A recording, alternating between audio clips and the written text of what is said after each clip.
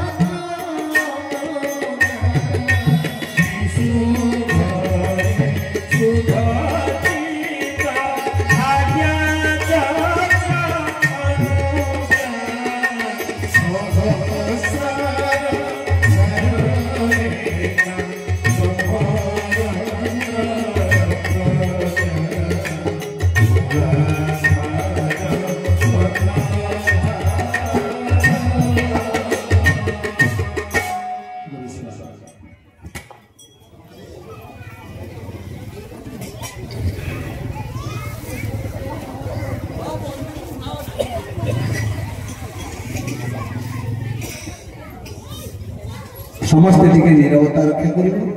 मन दे चर्मशास्त्र प्रभु जहाँ लिखिं समस्ते शुणे कारण मो मतरे प्रभु प्रथम ठारू 24 चरम पर्यंत आम मानक अनेक उपदेश कर्तव्य पालन करने लिखिदे। जितेबाला 25 चरम लिखिले कोठे आम मान किसी त्रुटि रहीगला से 25 चरम परिवार केतु आरंभ करी कौन कले आम मान भक्तिभाव जागृत होगा सहित चरम प्राप्ति हो पार एवं प्रभुंर सानिध्य लाभ करिपरिबा से संबंध में आज 25 चरम से उल्लेख करछथि। 25 चरम अनेक स्थान में पाठ करा जाउछि। विशेषकर भाई माने माँ माने मन ध्यान दे शुणवे एवं ताकू कार्य लगाइबे बोली आशा करूछु। चरम पंचविश संख्या पद्म चरणरु करुणार धारा कल्याण रस ढाड़ी अज्ञान तिमिर दूर कर प्रभु काल कबड़ फटाई भक्तबधु भगवान चिर मंगलमय से सचित आनंद सचिदानंद संतानर मन प्राण जितेबले आनंदर तरंग सृष्टि हुए सेतेबले से आनंद घनमूर्ति स्वरूप विभोर हो उठती स्थूल और सूक्ष्म उभय पर्याय मध्य अवस्थान करी जीव जगत सह प्रेम संपर्क सृष्टि कराई आनंदर बन्या छुटाई दिए किंतु सृष्टि चक्र माया कुंडली मध्य बंदी हुई जीव आनंद अनुभव करिपारे नाही किंबा तांकु उपलब्ध करिपारे नाही। सेथिपाई प्रति जुगरे विभिन्न माध्यम दे से निजे ओह्लाई आसती यही मर्त्यभूमि को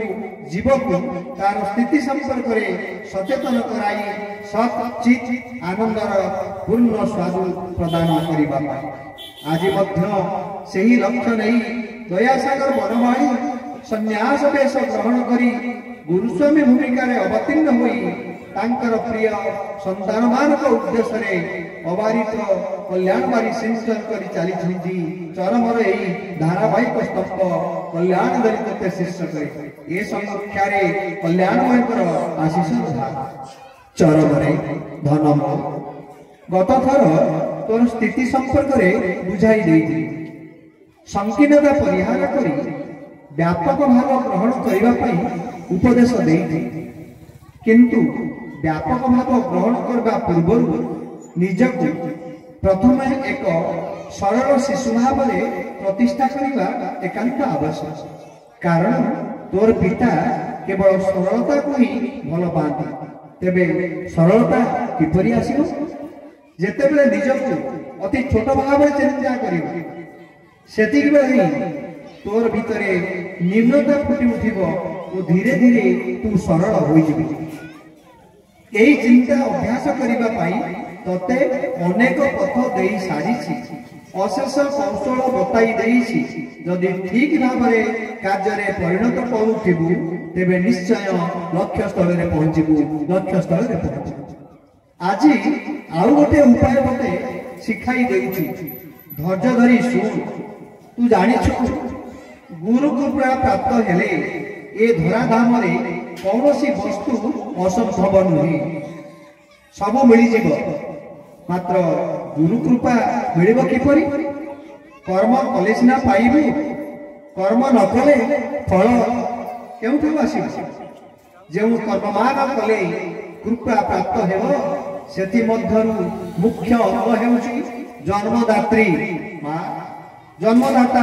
बापा और गुरुजन मानव संतुष्ट करी सेमानक आशीर्वाद ग्रहण करिबा सेही संपर्क रे तते किंचित सूचना देउछि मन रखिबु ओ काम रे लगाई दे धनरे प्रथमे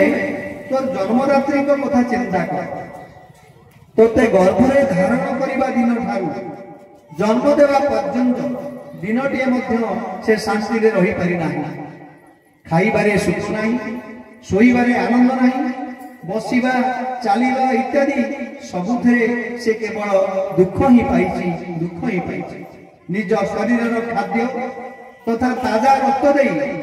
तोते से तार पवित्र गर्भरे अति जत्न रे स्थान दे समस्त कष्ट को आनंद रे सहय करि देछि तू जन्म नेला परे निज रक्त को क्षीर रे रूपांतरित करी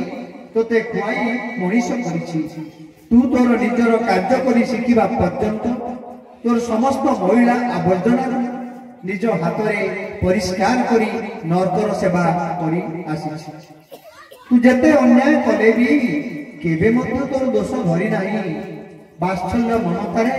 तोते पालन करी तोर प्रत्येक दोष को क्षमा करी देछि किंतु तो ठारू कौन पाइछि पाइबा को आशा रखिछि किछि नाही तार गोटे मुहूर्तर कष्ट को तू कोटिए जन्म परिशोध करि तेणु रे मो अंकुणी धन अति गंभीरतार सह चिंता कर जन्मदात्री मां जदि असंतुष्ट हो जाए तेबे तोर निस्तार नहीं कई तोर सहाय हेबे नहीं सेति पई जननी पूजा करी तार समस्त सुख दुख प्रति सचेतन हेबे जननी को माता धरित्री जगत जननी रूप रे कल्पना करिबु आउ चिंता करिबु माता धरित्री जननी दया ब्रह्म दया सती देवी तू रमणी श्रेष्ठा निर्दोषा सर्व दुखहा आराध्या माया परमा दया शांति क्षमा गति स्वाहा सुधा च गौरी च पद्मा च विजया दया प्रतिदिन प्रातः काल शज्या त्याग करने समय और संध्या समय तोर अन्यान्य नित्य कर्म सहित यही कर्मटी को युक्त कर जननी को यही भाव में कल्पना करी तांको प्रणाम करिबु पदरज ग्रहण करी मथारे लगाइबु निजकु जेते कष्ट हेले मध्य तांकर खाइबा पिंधिबा और रहिबा स्थान पाई सर्वदा सतर्क रहिबु केबे कर्कश भाषा को उच्च कंठरे तांको सहित कथा हेबु नाही तांकर वचन कदापि हेय ज्ञान करिबु नाही तांको प्रति निष्ठुर वाक्य क्रोधयुक्त शब्द प्रयोग करिबु नाही प्रति मुहूर्त सजग रहिबु जेपरि तांको मनरे चिंता न आसे जे मोर पुओ बा झियो मते भल पाउ नाहंती अवहेला करूछंती मनरे तांकर एई भाव सृष्टि हेले तोर अनेक क्षति होई जिवो अनेक क्षति होई जिवो द्वितीय रे तोर जन्मदाता पिता गुरु पिला दिनरु आज पर्यंत जीवन समस्त घटना प्रवाह स्मरण कर पिता तोर भल पाई केते व्याकुल होइछंती तोर मंगल पाई अनेक कष्ट सहे करिछंती अंतर रे स्नेह चापी रखी तोते शुभ मनीष करिबा पाई मुहरे कठोरता प्रकाश करी तोर आचरण मार्जित कराइछंती निजे अक्लांत परिश्रम करी आवश्यक स्थले पर घरे गोलामीगिरी करी तो पाई अर्थ उपार्जन करिछंती तोर भविष्य को नजर रखी उपार्जित अर्थ को गुरु ब्राह्मण वैष्णव सेवार मध्य विनियोग करना सेथिपाई दोषी साब्यस्त होई नर्कगामी हेबाके मध्य आनंद रे ग्रहण करि नेछि आज तू बड़ होई स्वावलंबी होई जिबा परे जदि तांकर ए समस्त दान को भूली जाई तांको प्रति अविचार करू तेबे तोते क्षमा देबो किए तेणु रे बावड़ा पिता को साधारण मनुष्य भाव में ग्रहण न करी कल्पना करी पित्रे तुभ्यं नमो नित्यं सवाराध्यातमंधये विमल ज्ञानदात्रे च नमस्ते प्रभे सदा नमस्ते जीवनाधिक्य दर्शने सुख हेतवे नमः सदा सुखयाय शिवरूपाय ते नमः अपराध क्षमिणे च सुखदाय सुखाय च दुर्लभं मानुष्यमिदं येन लब्धं मया वपुः स्वभावनीय धर्मार्थे तस्मै पित्रे नमो नमः तस्मै पित्रे नमो नमः एई भावरे प्रतिदिन संज सकाळे पितांकु साक्षात शिव स्वरूप रे चिंता करी प्रणाम करी तांकर समस्त सुविधा असुविधा जतनर सहित लक्ष्य करी तार समाधान करूथि सेतिपाई जेते कष्ट हेले मध्य कदापि विमुख हेतु नाही तांको सम्मुखरे केबे आशालीन आचरण करिबु नाही कुभाषा प्रयोग करिबु नाही तांकर दोष धरिबु नाही तांकर कथा तोर ग्रहण योग्य नहेले अति नम्र और धीर भाव तोर मतामत उपस्थापित करिबु किंतु सीधासख प्रत्याख्यान करी तांको मनरे कष्ट देबु नाही सर्वदा तांको तो निज पाखरे प्रत्येक तत्वावधान रखिबा चेष्टा करिबु अन्यर कथारे प्रभावित होई तांको कदापि उपेक्षा करिबु नाही मन रखिबु माँ बार टे ध्यान दियो मन रखिबु एकादशी अमावास्या संक्रांति पूर्णिमा और द्वादशी तिथि पिता माता गुरु ब्राह्मण और वैष्णव मानक सेवा पूजा कले अशेष फल प्राप्ति होता है एकादशी पाप क्षय हुए अमावास्या धन धन वृद्धि हुए संक्रांति व्याधि मुक्त हुए पूर्णिमा जश और ऐश्वर्य मिली थाए द्वादशी सेवा पूजा कले गोलक स्थान मिले माने भाई माने प्रभु कहले पिता माता जदि यही तिथि मानक पूजा अर्चना करा जाए ताहले आम मानकर यही भाव में गोलकर स्थान या वैष्णव मान कथा बाबुरे गुरु वैष्णव भिन्न नुहति गुरु को सेवा पूजा कले जो पुण्य अर्जन हुए